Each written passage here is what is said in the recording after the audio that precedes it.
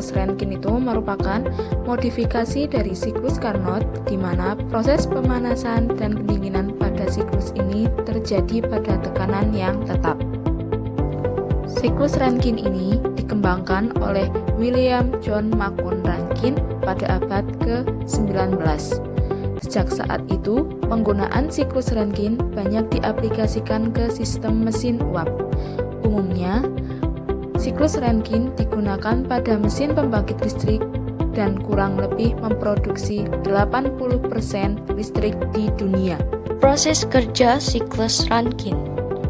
Fluida kerja berupa air jenuh pada kondensor dikompresi pompa sampai masuk boiler atau ketel uap. Dari proses kompresi pada pompa terjadi kenaikan temperatur, kemudian di dalam boiler air dipanaskan.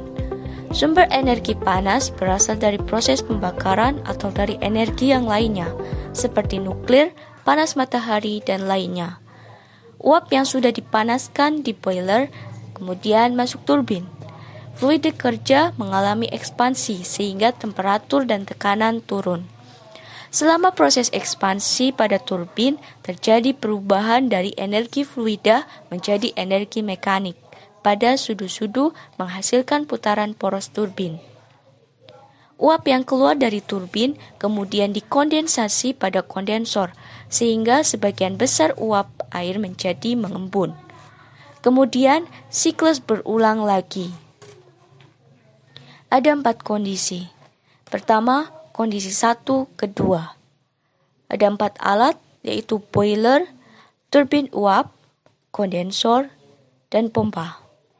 Boiler, alat yang digunakan untuk memanaskan air yang ada di dalam pipa sehingga menghasilkan steam yang digunakan untuk memutar poros turbin.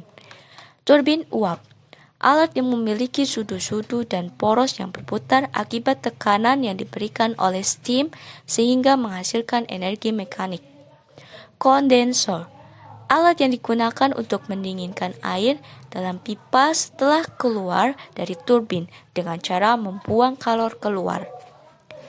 Pompa, alat yang digunakan untuk menambah tekanan pada aliran air dalam pipa untuk kemudian masuk ke boiler.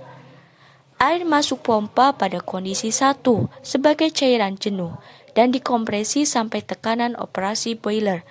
Temperatur air akan meningkat selama kompresi isentropik melalui sedikit pengurangan dari volume spesifik air. Kondisi 2 ketiga. Air memasuki boiler sebagai cairan terkompresi pada kondisi 2 dan akan menjadi uap superheated pada kondisi 3. Di mana panas diberikan oleh boiler ke air pada temperatur yang tetap. Boiler dan seluruh bagian yang menghasilkan uap ini disebut sebagai generator uap. Ketiga, kondisi 3 ke 4. Uap superheated pada kondisi 3 kemudian akan memasuki turbin untuk diekspansi secara isentropik dan akan menghasilkan kerja untuk memutar shaft yang terhubung dengan generator listrik sehingga dihasilkanlah listrik. P dan T dari uap akan turun selama proses ini menuju keadaan 4 di mana uap akan masuk kondensor dan biasanya sudah berupa uap jenuh. Keempat, kondisi 4 ke 1. Uap ini akan dicairkan pada P konstan di dalam kondensor dan akan meninggalkan kondensor sebagai cairan jenuh yang akan masuk pompa untuk melengkapi siklus ini. Selanjutnya, contoh dari siklus Rankine adalah mesin uap.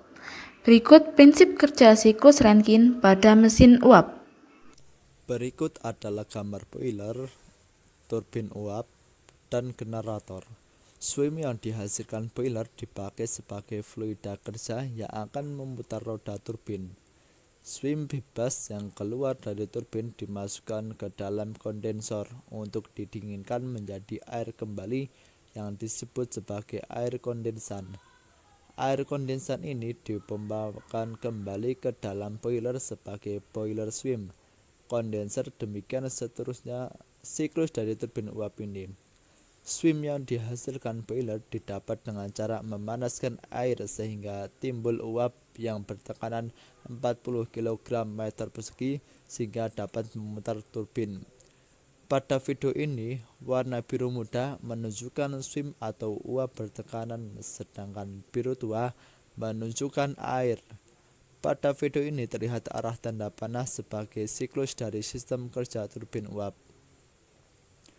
Selanjutnya, pada generator berfungsi untuk menghasilkan energi listrik dengan cara mengubah gerak menjadi energi listrik sehingga bisa digunakan untuk berbagai keperluan. Cukup sekian dari kami, kurang lebihnya mohon maaf. See you next time.